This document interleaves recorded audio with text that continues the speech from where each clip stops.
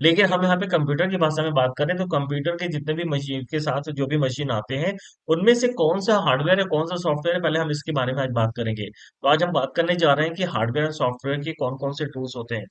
इस टूल्स में सबसे पहले मैं आपको यहाँ पे बता दे रहा हूँ। यहाँ पे लिस्ट है, ये जो सामने आप लिस्ट देख रहे हैं ये किसकी है? ये हार्डवेयर की लिस्ट है और यहाँ पे आप सॉफ्टवेयर की लिस्ट है। हार्डवेयर जिसको हम देख सकते हैं छू सकते हैं और उसको हम टेंजिबल बोलते हैं, वो ये सारे टूल्स हैं। जाहिर सी बात है माउस को आप देख सकते हैं।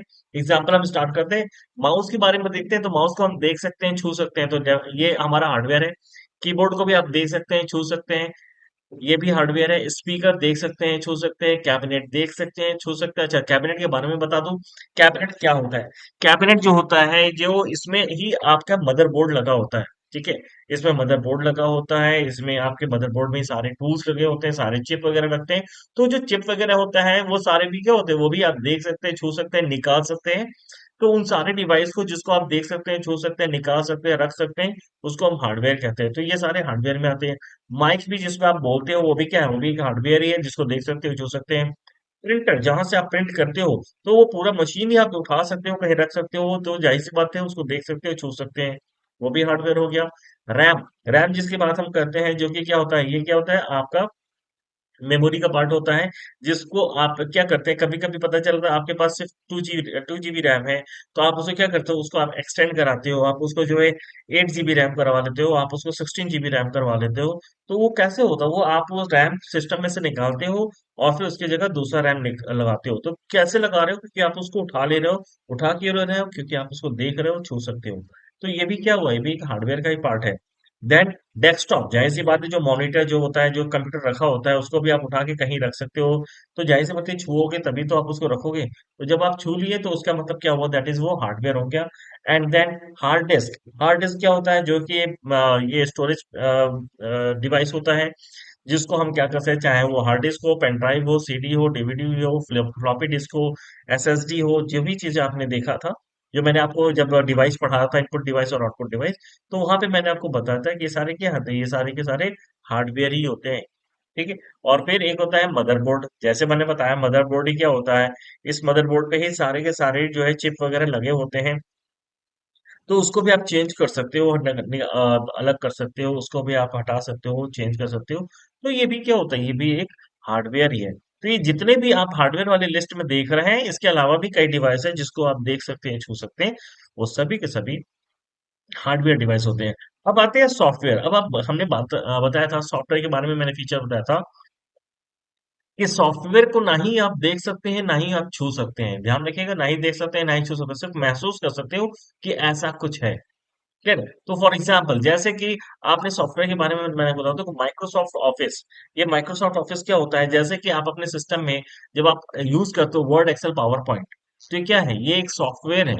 ठीक है, सॉफ्टवेयर जो एप्लीकेशन सॉफ्टवेयर बोलते हैं, वो एप्लीकेशन सॉफ्टवेयर क्या होता है आपके सिस्टम में यानी हार्डवेयर में डाला जाता है। मैंने एक चीज बताया था, हार्डवेयर को चलाने के लिए सॉफ्टवेयर की जरूरत पड़ती है, सॉफ्टवेयर को चलाने के लिए हार्डवेयर की जरूरत पड़ती है। आपके पास बहुत अच्छे सॉफ्टवेयर है, लेकिन पता चला हार्डवेयर नहीं है, तो कैसे काम करेगा? सिस्टम आपके पास बहुत अच्छा है, बहुत अच्छी क्वालिटी का है, लेकिन पता चला उसमें अगर सॉफ्टवेयर नहीं है तो वो डिब्बा रहेगा, जैसे मैंने आपको एग्जांपल में बताया था। वैसे ही अब यहाँ पे आपको बताता हूँ, तो माइक्रोसॉफ्ट क्या होता है, एक एप्लीकेशन सॉफ्टवेयर होता है, जिसके थ्रू आप वर्ड एक्सेल पावर पॉइंट पे काम करते हैं। तो उसको ना ही आप उस सॉफ्टवेयर को ना ही छू सकते हैं ना ही देख सकते हैं, सिर्फ आप क्या कर रहे हैं, महसूस कर रहे हैं कि ऐसा कुछ हमारे सामने दिख रहा है। फाइल खुली हुई है, ठीक है, पेज खुला हुआ है। अगर एक्सेल की बात करें तो उसमें रोज एंड कॉलम्स बने हुए हैं। ये सिर्फ आप क्या, ये सिर्फ एक जो है एक कोडिंग के थ्रू तैयार किया गया है सॉफ्टवेयर होता है। तो सॉफ्टवेयर जो क्या होता है, ये आपके इंस्ट्रक्शंस यानी जो भी आप इंस्ट्रक्शन देते हो उसके अकॉर्डिंग ही तैयार किया जाता है। तो सॉफ्टवेयर जो होता है ये आपके सिस्टम को चलाने के लिए लगाया जाता है। तो इस तरह से आपके गूगल क्रोम, जो कि जाहिर सी बात है जो भी वेब ब्राउजर होते हैं, चाहे वो गूगल क्रोम हो जाए, मोजिला हो जाए, फायरफॉक्स हो जाए, ये भी क्या है, एक तरह का सॉफ्टवेयर है, जिसके थ्रू आप क्या कर सकते हैं कि आप सर्फिंग करते हैं।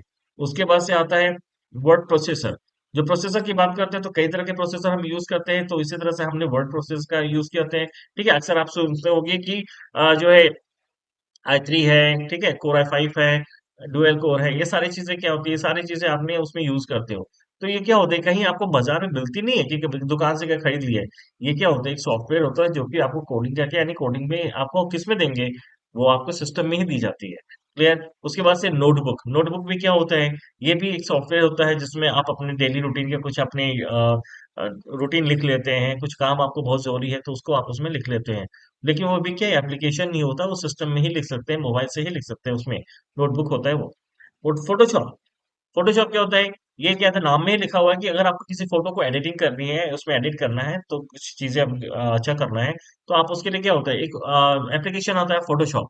आज के समय तो बहुत सारे एप्लीकेशन आ चुके हैं, ठीक है, उसमें वो कौन से होते हैं जो ब्यूटी प्लस होता है, वॉट एवर दैट। तो ये सभी चीजें क्या होती है, ये सभी ऐसे टूल्स हैं, ऐसे सॉफ्टवेयर हैं जिससे आप फोटो को क्या कर सकते हैं, एडिट कर सकते हैं।